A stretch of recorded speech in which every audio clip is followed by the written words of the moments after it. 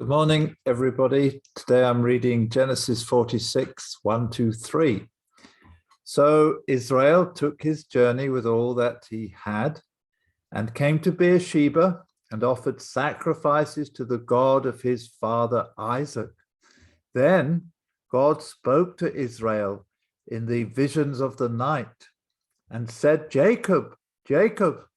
And he said, "Here I am." So he said, "I am God, the God of your father. Do not fear to go down to Egypt, for I will make of you a great nation there." It had been many years since the Lord had spoken to Jacob in chapter 35, when he had said to Jacob, "Make an altar to God." At that time, God had promised Jacob abundant fruitfulness and the land of Israel.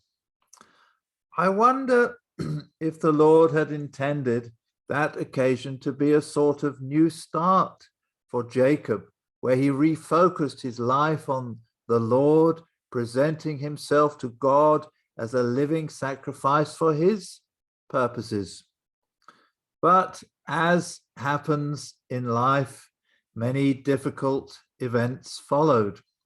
Rachel died, Joseph disappeared, famine came, Simeon had been left by his brothers as a slave in Egypt. Jacob has become famous for his somewhat morose, almost despairing statements, like, "Without doubt, Joseph is torn to pieces. I shall go down into the grave to my son in mourning. You have bereaved me. Joseph is no more, Simeon is no more, and you want to take Benjamin. All these things are against me." But here in chapter 46, Jacob once more builds an altar to the Lord. This time he takes the initiative himself. He wasn't commanded by the Lord to do it. But then, having offered sacrifices, the Lord spoke to Jacob, "Fear not, I am God. I am with you. Go down to Egypt." I wonder what Jacob was thinking when, after all these years, he heard from God. If only he had been a different sort of man and learned the lessons that it appears the Lord had tried to teach him.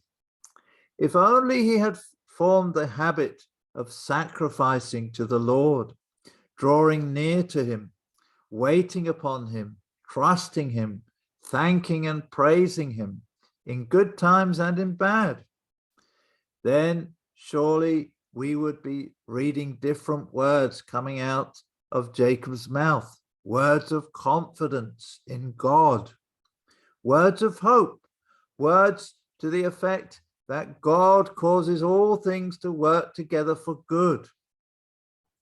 Perhaps he would even have heard from the Lord the truth that Joseph is still alive. I don't know.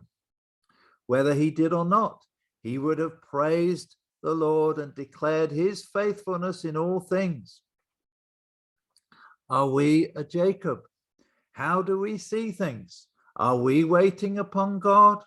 Are we daily offering our sacrifices of praise and thanksgiving to him? Are we trusting him in all things? If we are, then we can look back over our lives and see the Lord's great and abundant faithfulness in all things. If we aren't, let us be like the Jacob of chapter 46, and even at this later stage in our lives, make a new altar to the Lord, offering up our lives to him for his glory and purposes. Amen. Have a great day.